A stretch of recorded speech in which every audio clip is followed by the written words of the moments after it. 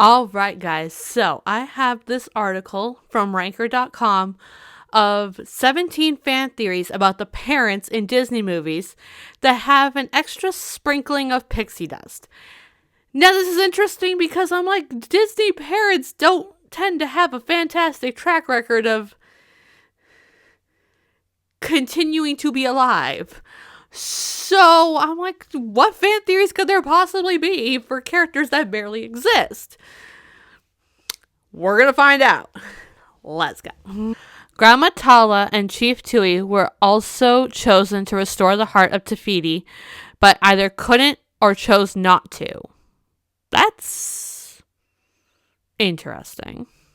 Let's read on. So this is from Redditor user I Stop Tickle Monsters. I've been mulling over this since I first watched the film, but I think I may have confirmed it. Of course, Grandma Tala has the necklace holding the heart, and I think it's because the ocean chose her first, but her age was already fairly advanced, so she could not do it herself. Therefore, much like she did with Moana, she started planting seeds in Tui's head. He and his best friend stole a boat to return the heart, but were stopped. As I watch this scene again, Tui is wearing a necklace that looks very familiar. I believe it is the necklace with the heart because it is very obviously not his chief necklace. It can only be seen at certain times during the scene, though. The heart was knocked out of the necklace that day until it was first given to Moana as an infant. Also, the heart was keeping Grandma Tala alive, which is why she passed after giving it to Moana. That would explain why Tui didn't drown and Moana wasn't slain by any of the shit that tried to off her.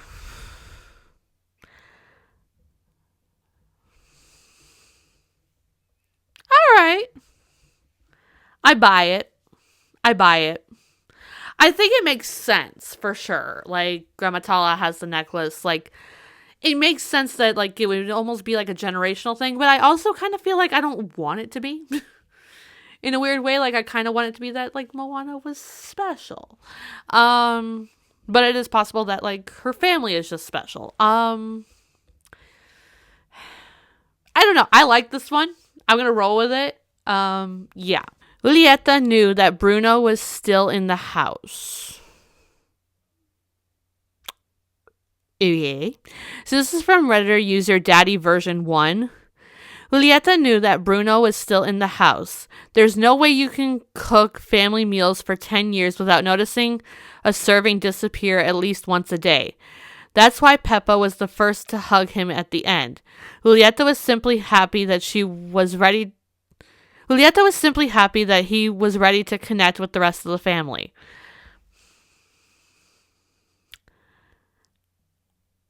You know, it kind of makes sense. Like, reading the title, I was like, I don't know. Like, we know that Dolores knows because she can hear everything. But, I was like, why would Julieta know? And then it's like, no, it kind of makes sense. I'm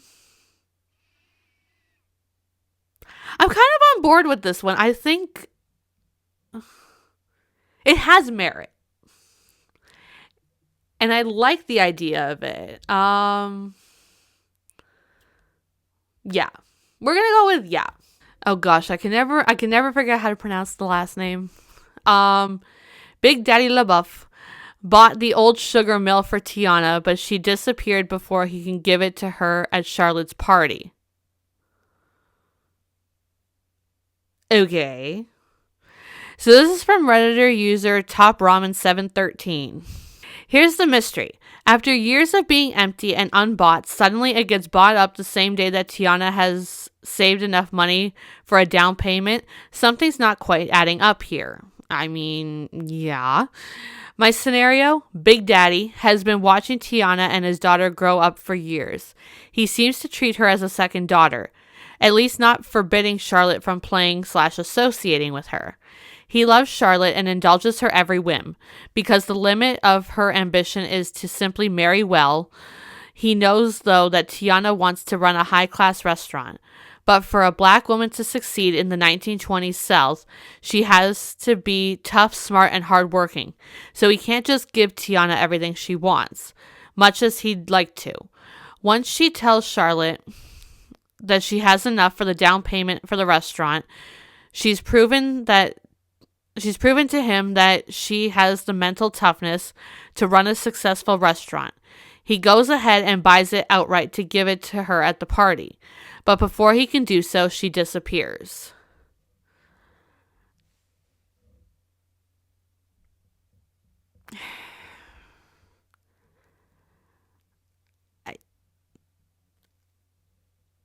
I feel like I'm going to go with no on this one. I'm not feeling this one. Like, I can kind of see where it's coming from, but I'm not as convinced. So I'm going to go with no.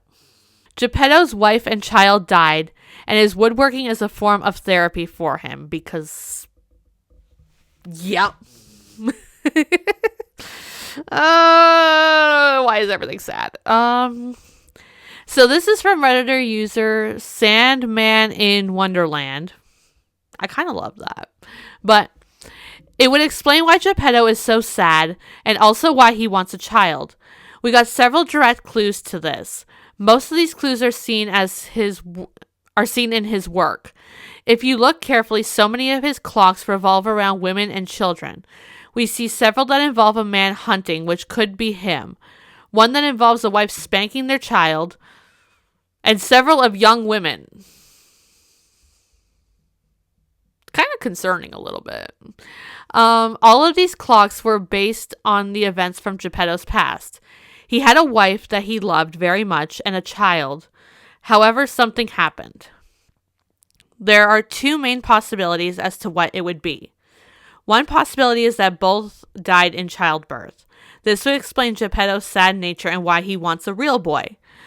It's also possible that they died in a hunting accident. This would explain why several of his clocks portray hunting. He is reliving the tragedy by making clocks. The whole point of him making the clocks is to accept what happened and learn from it. Once this finally happens, the Blue Fairy gives him a second chance at fatherhood. So I've always kind of thought that, like, you know, there was a connection with a child. I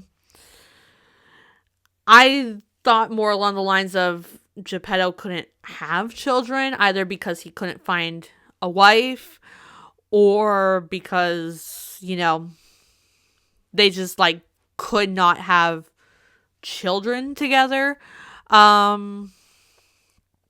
But it does kind of make sense that, like, he could have had a wife and or a child that died. It's sad, but it's Disney, so it's on par, I guess. I'm going to go with yeah, because I've always sort of thought that there was something up, and this kind of works, so we're going to go with it. Faju was supposed to be a mentor for Shang, helping him guide the misfit group of soldiers. I've heard this one before. I have. But let's do it anyways. So this is from Redditor user wash_Zoe_Mal.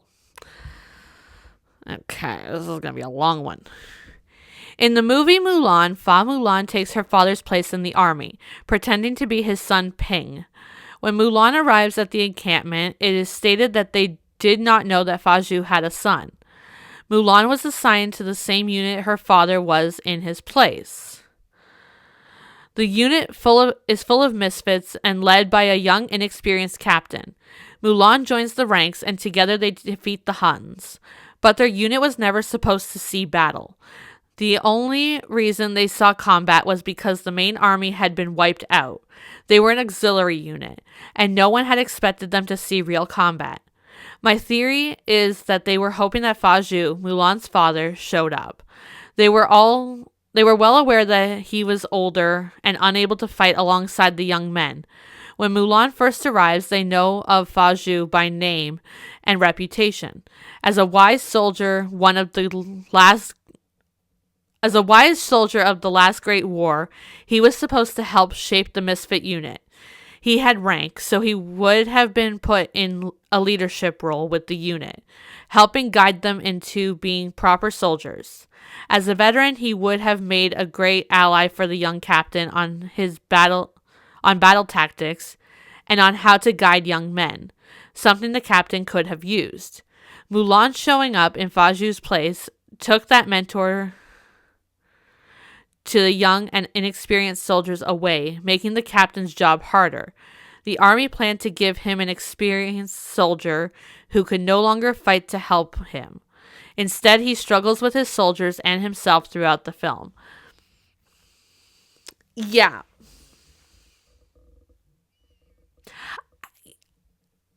I don't necessarily think that he wasn't supposed to, see battle or anything like that, but I definitely think, I honestly think it was just, a soldier in every family. And, give us a man from every family. And, the Fa family, he was the only man, so he had to go. And that's the way it was. But I do kind of love this idea that, he was supposed to be sort of that mentor figure. He was supposed to be the one, the guiding hand, helping navigate things. I like that idea, but I don't necessarily think he wasn't supposed to see battle. But I mean, that could just be me, but I believe parts of this, the bulk of it, yes. But I just think that, he probably would have had to have seen battle, regardless. That's war for you. But yeah, I believe this. All right. Maurice has early onset Alzheimer's because of course he does. So this is from Redditor user Downtown Over That Way. Downtown Over That Way. Yeah. Okay. Belle's relationship with her dad is a bit surprising given her ambitions to leave home and find more to life than the village, but she fears leaving as her father is in the early stages of Alzheimer's. Evidence. We like evidence. He gets lost en route to the fair. Also possible because he didn't have a map and, whatever. But he has a reputation for being crazy old Maurice, which is unfortunate, especially given that he can't help his disease. That I will give them. He shows obsessive tendencies and strange reasoning in his inventions. Yeah. His mood cycle rapidly, with him being frustrated with his contraption 1 minute and excited about being a world-famous inventor the next. Okay.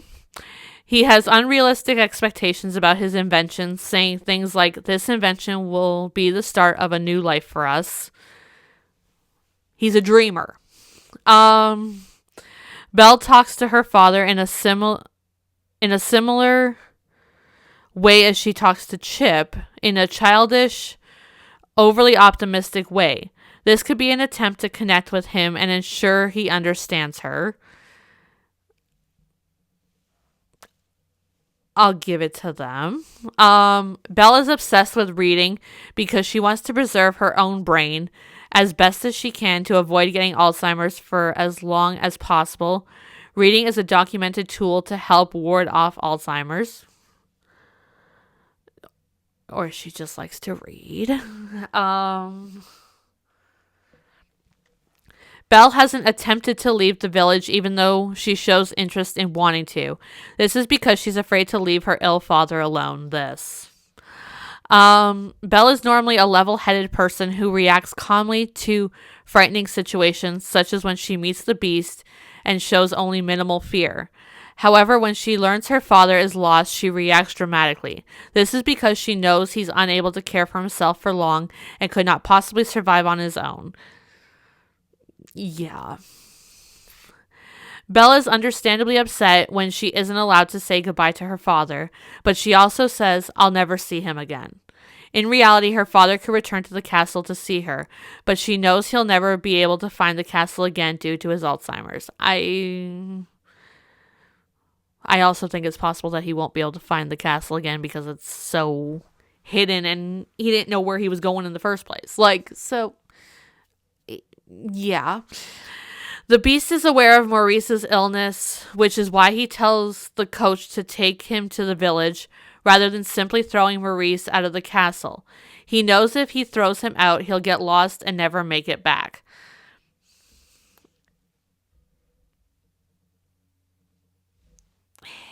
Okay. So, first of all, a lot of these points, yes, they do make sense. They do line up with, the fact that Maurice has early onset Alzheimer's. But a lot of them, it could just be like, well, there's another explanation to it. But yeah, realistically, all of them do line up with it. But yeah, I'll buy this one. I think it makes sense. But yeah, we're going to go with this one. Peppa's gift is a visual representation of how mental disorders can feel. Okay, so we got like a bunch of different Redditor users making, comments about this. So, first one is from Redditor user Detective Jen. Perfect name for this. I see her as being incredibly anxious, and she had to live with everyone trying to make her calm all the time. Clear skies, instead of expressing herself and processing what she was feeling. I think that's why Bruno apologized and told her to let it go and be herself. Okay. Yeah. And then we have Redditor user Techno156 chiming in with, part of the mood swings is probably her trying to actively tamp down her emotions when she becomes emotional so that she doesn't cause a natural disaster despite her normally being an emotional person. We know that when she is particularly worked up or distressed, she can cause a thunderstorm or a hurricane, which, if she's not careful, would feed back into itself, endangering the rest of the family and the community. Yeah.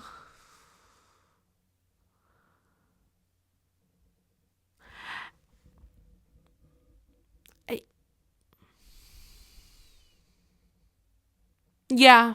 I can see this. Like, it makes sense. Like, the parallels are there. Yeah, I think the parallels are there. It makes sense. We're going to go with that. Oh boy, this one. This one makes the rounds every once in a while, and I keep seeing it, but yeah.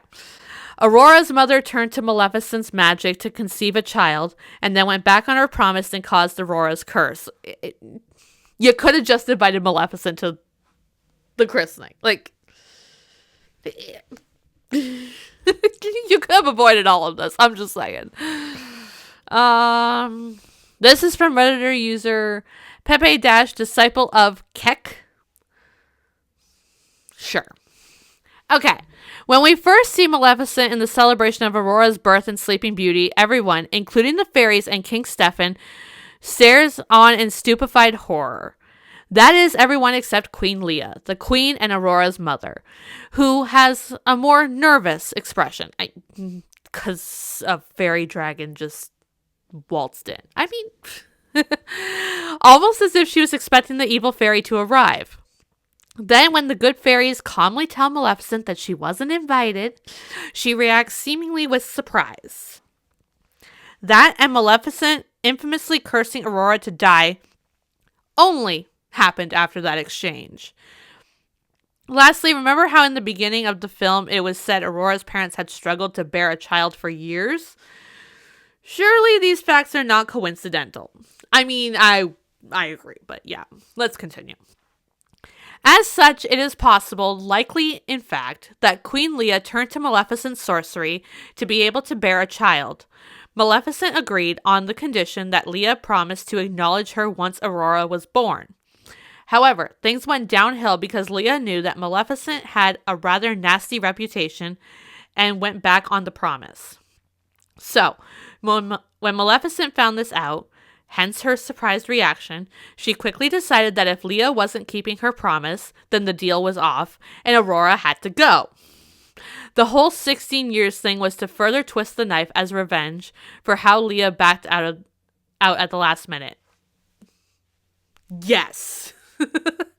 Yes. This is a theory that I 100% believe because It makes too much sense. Everything lines up. I mean, yeah.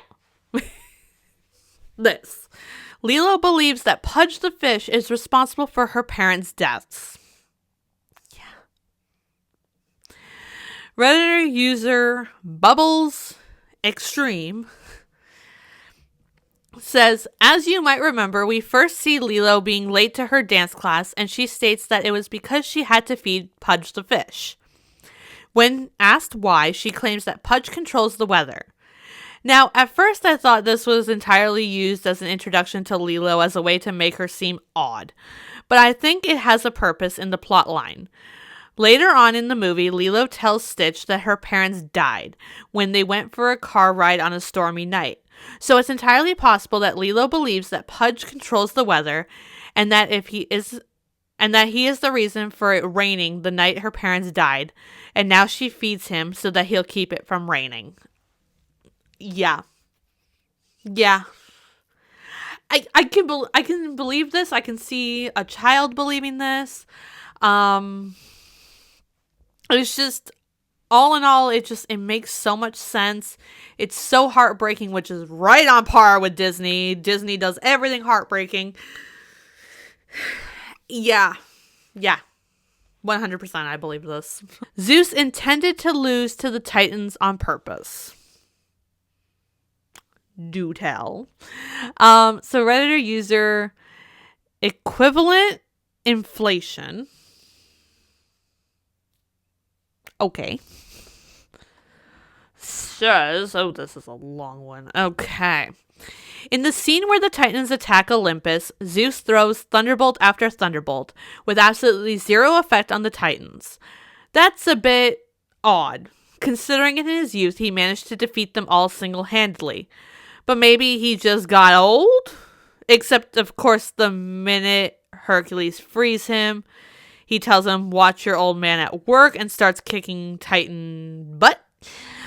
So, what changed? Zeus was purposefully holding back in order to give Hercules a chance to prove himself and become a god. Yes. We could just end it there. Remember, the requirement to become a god was for a hero to make a truly selfless sacrifice, and Hercules attacking the Titans absolutely could accomplish that. Remember, him getting his strength back was completely unexpected. If he had chosen to fight against the Cyclops while powerless and died, he would have sacrificed himself for Thebes. I'm bad at Greek names altogether, but yeah. If he had somehow survived that and gone to Mount Olympus, he would be even more likely to die at the hands of a Titan, sacrificing himself for his family. Even with his strength, that fight was an uphill battle where he could easily have died. In addition, Zeus states that a selfless sacrifice is required, but come on, Zeus has the power to do it. He's just trying to make it official, so no other gods can complain or state that he's playing favorites. If a muscle-bound guy shows up and saves you from near certain death, nobody's going to question his promotion to godhood. So Hercules likely wouldn't even need to die, just arrive and save the day. But how could Zeus have known that? Intelligent planning isn't exactly his strong suit. Simple. Zeus talked to the three fates as well. Hades was able to coerce information out of them in just a few seconds of flattery. Do you think that in 18 years of looking after his son, Zeus never checked out the people who can see the future? Or if they aren't available, guess who else can see the future? Apollo, Zeus's son, who is standing 5 feet away from him for the rest of the movie. Yeah. Yeah. It makes sense. Like, it definitely adds up, and we're gonna roll with it. Kida's mother instituted a partial memory wipe on the citizens of Atlantis when she merged with the crystal. I love Atlantis. I haven't seen Atlantis in so long, so this should be interesting. This is from Redditor user Feckben. When Kida's mother merged with the power crystal to save Atlantis, she created a sort of memory wipe. Erasing the knowledge of how to read protects the people from destroying themselves again, which was ultimately the queen's aim when she merged with the crystal. So I vaguely remember this. Like, it's been a while since I have seen Atlantis. Like, it's been probably at least 10 years. So my memory of Atlantis is fuzzy, to say the least. So I'm going to go with sure. Because I have no reason to not believe this. Like I said, fuzzy. Jane and her father went to Africa to study gorillas and to educate the local people. I'm not entirely sure I love the air quotes around educate, but okay. We're gonna go with that. So this is from Reddit user naive-sign-8399. Okay. In Tarzan, you can see that the porters brought all kinds of things to their camp, such as books, plates, and typewriters. I can understand why they brought things like the books, obviously for academic purposes, and the plates, everyday utensils, but I always wondered why they would bring things like a gramophone, a grandfather clock, a telescope. After all, the porters went to Africa to study gorillas. My theory is that while studying gorillas were their main goal, they had a side goal in their expedition to educate. I don't even want to say it. I knew this is where this was going, and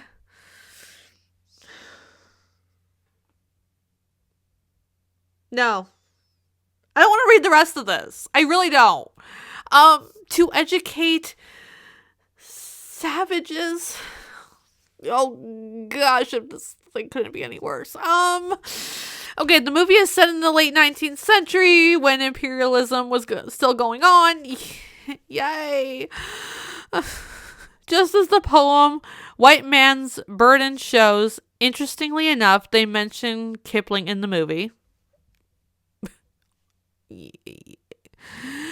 Europeans believed it was their duty to educate the savages in Asia and Africa. Gosh, this is making me sick to even read. Okay, they brought all of these objects to show and teach them to the natives. Yeah. The best evidence to support this theory would be the projector. The projector contained a wide variety of images from trains to planets. What better way to teach non-English speakers about the Western world than to show pictures? And if my theory is correct, Jane and her father not only succeeded in their goal of studying gorillas, but also succeeded in their goal of educating a savage. Yay! They did introduce Tarzan to a savage man, to the cultures of humans.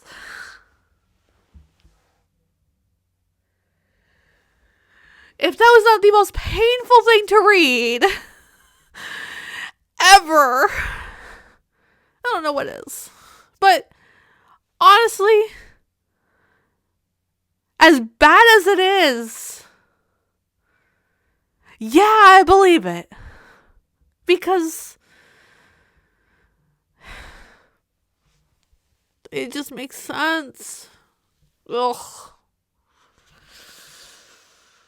History sucks. Professor Callahan is a mob boss for bot fighting rings. This is from Big Hero 6, isn't it? Because it's kind of ringing a bell. Like, this image is kind of ringing a bell, but guys, I'm going to be honest. Big Hero 6, I've seen it once, probably around the time it came out, and have not gone back and watched it since. So, this may be another Atlantis situation. Okay, so this is from Reddit user deleted. Okay, so if you think about it, Callahan, I'm just going to call him Callahan because I'm getting thrown off by this, and I'm just Yeah. Didn't know anything about bot fighting. How would he know that Hero's bot would win lots of bot fights? This is not ringing a bell at all. Okay. He needs lots of money to conduct all the research about robotics. So one way he could garner as much money as possible would be to conduct his own bot fighting ring. Because Tadashi knows Callahan, it could have been Callahan working. It could have been Callahan who alerted Tadashi that his brother was bustling Yama at the bot fight, and that's how Tadashi knew where to go.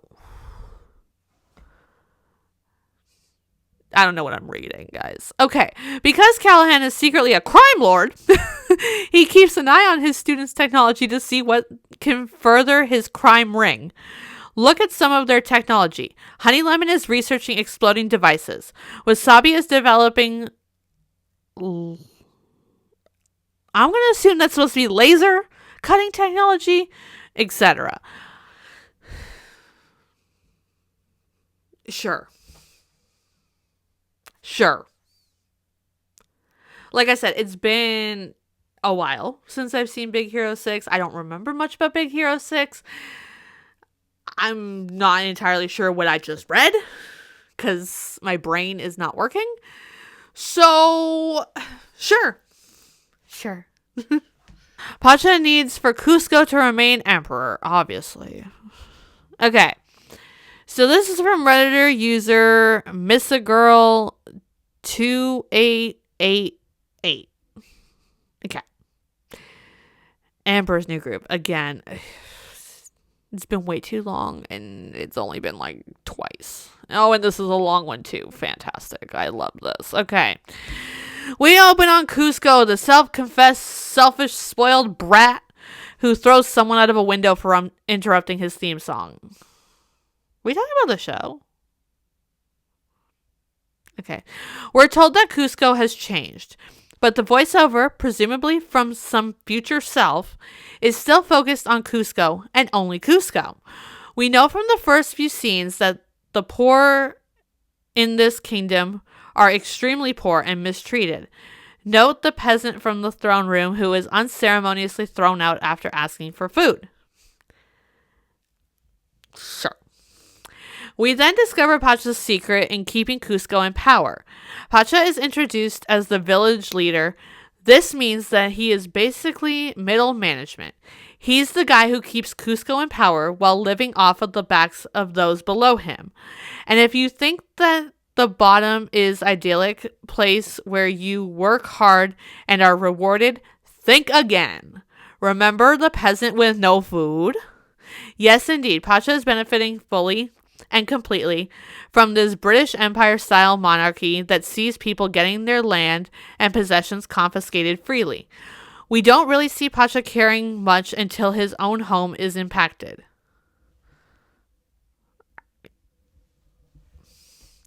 The entire film is spent with Pacha convincing Cusco that he cannot survive without middle management.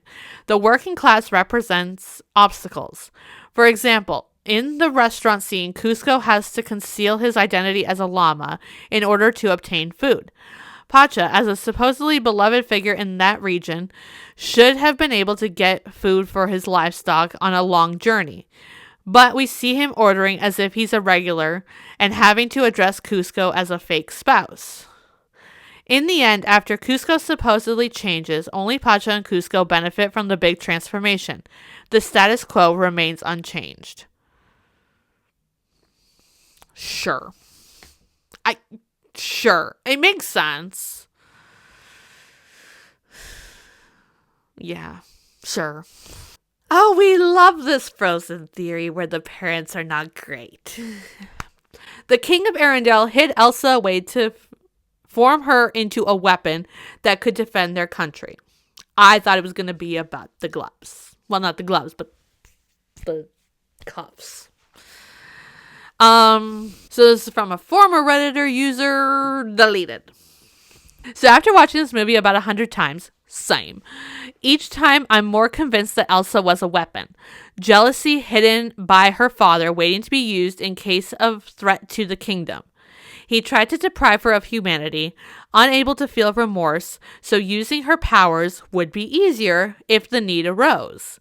Let's recall that in the beginning, Elsa was going to be the complete antagonist. The script was rewritten several times until the final plot. So there's an evil background on Elsa. I mean, it's right there. When Elsa hurt Anna, the king immediately led Anna to heal at the troll's den. Evidence that he had knowledge of magic, and he may have even had magic books. Frozen 2, y'all. Great Pappy was the shaman troll. Erased memories of the magic in Anna's mind and explained the nature of Elsa's powers to the king, warning him that her powers will only grow, and highlighting to the king that fear is Elsa's true enemy. The parents are the worst. So, what did the king do? He isolated his own daughter, and she became a cold, manipulable, and insecure person. Yes. Yes. She was deprived of all human contact, even her own sister, and hid her power from everyone. He was attempting to make a perfect psychopath with cryogenic powers. Yay! In fact, a legit motif throughout the film were the horrible words repeated like a mantra taught by the king to Elsa. Don't let them in, don't let them see. And conceal, don't feel, don't let them know. Isn't it a clear sign of child abuse? We're going to rephrase that a little bit because, oh gosh, YouTube is going to come from my head with this one. Isn't it a clear sign of not great things happening to a child? Throughout the entire film, several characters, especially the trolls, who are the true villains, continually say that the only thing that can fix the winter triggered by Elsa is love. Everyone knows, except Elsa. When she flees the kingdom, she feels free. Gee, I wonder why. The king died before he could see if his weapon needed to be used. Perhaps on Hans's kingdom. Sure, why not? And Elsa was able to somewhat pull herself out of the hole he put her in. We love that for Queen Elsa. Yeah, no, Elsa's parents are horrible. We're gonna put that out there that they are horrible. They are so bad. Yeah, 100%. And also, I know it's not in here, but those cuffs that Hans puts on Elsa, there's no way that he knew how to make those, that they would fit. You know who would know? Pops.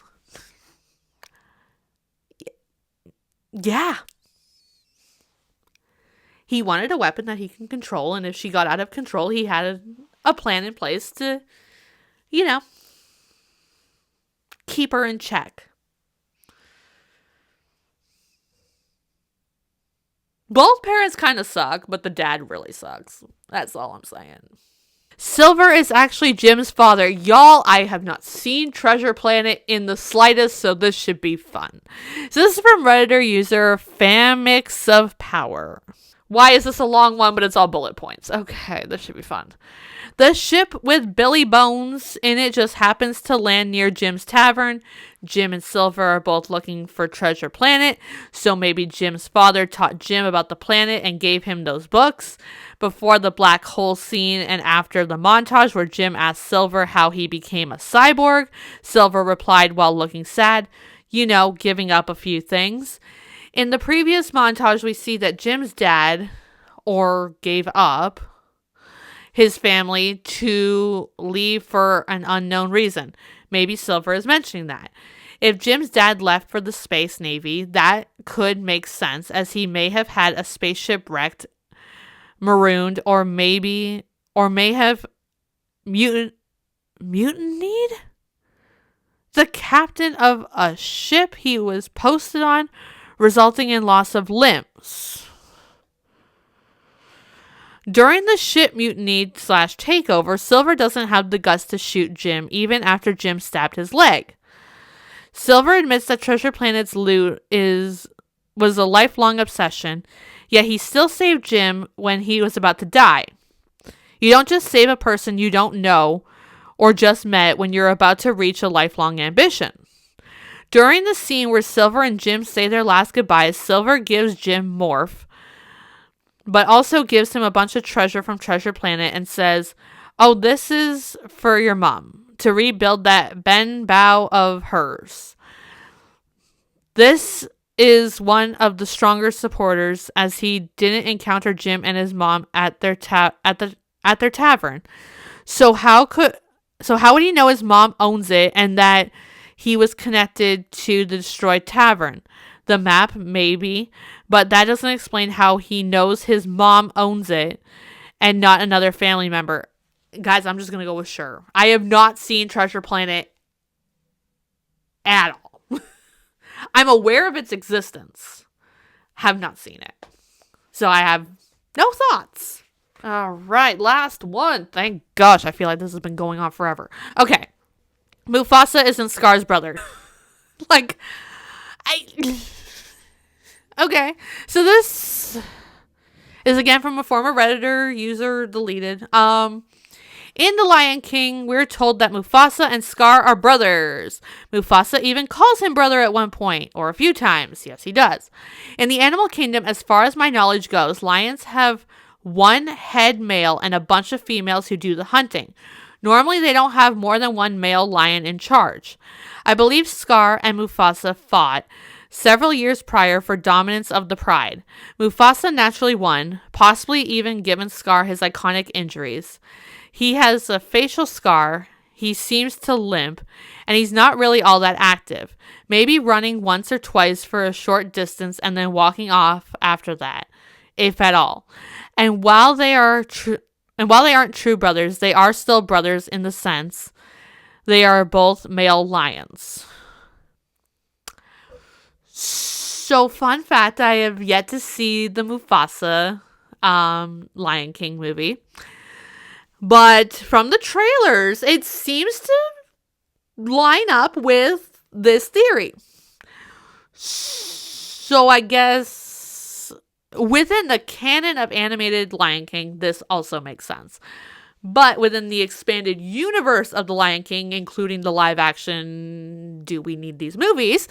It also makes sense from what I gather. I still haven't seen the movie, like I said. But within the animated movie, yeah, it lines up. It's like, yeah, I've always kind of thought, like, are we sure they're brothers? But yeah, I mean, it makes sense. All right, so that is 17. I felt like 47, but 17. Disney parent fan theories. Let me know which one of these was your favorite. Which ones do you believe? Which ones do you not believe? Do you have any other theories about Disney parents? Let me know all your thoughts in the comments down below.